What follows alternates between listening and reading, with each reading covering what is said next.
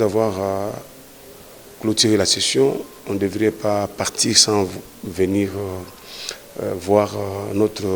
unique fils qui est au bureau de l'Assemblée nationale, qui est l'honorable Jacques Njolé, le rapporteur. Nous devions quand même passer pour des civilités et lui présenter les félicitations de toute la province de la Tchoapa, qui est très contente d'avoir un digne fils qui est élevé en ses titres comme rapporteur national de l'Assemblée nationale. Beaucoup de points, parce que vous savez, hier on a parlé de quelque chose avec le président et puis nous devions lui dire aussi, parce que le paiement des agents de l'État, de l'enseignement, tout comme des agents de fonction publique au niveau de la province de la Tchoapa, souffre encore une fois. On ne sait pas comment arriver, parce qu'il n'y a même pas une banque commerciale sur place et ça pose problème. Mais à son niveau comme rapporteur national, il devait aussi être convié de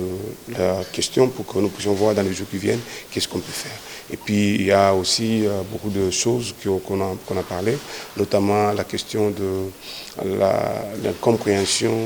un conflit post-électoral qui est au niveau de Befalé. Et nous pensons que nous pouvons voir comment descendre sur le terrain et pourquoi pas aussi parler de la gestion de l'environnement dans la province de la Tchoapa, parce qu'on n'a pas une autre source que la forêt, l'eau et les tourbières. Nous pensons que dans les jours qui viennent, après ces déplacements, on pourra encore revenir pour voir les autorités de la place. Bon, il est très content parce que, vouloir ou pas, il est de mère et de père Tchoapa, et voir ses compatriotes venir au nom de toute la communauté de la Tchoapa, le voir,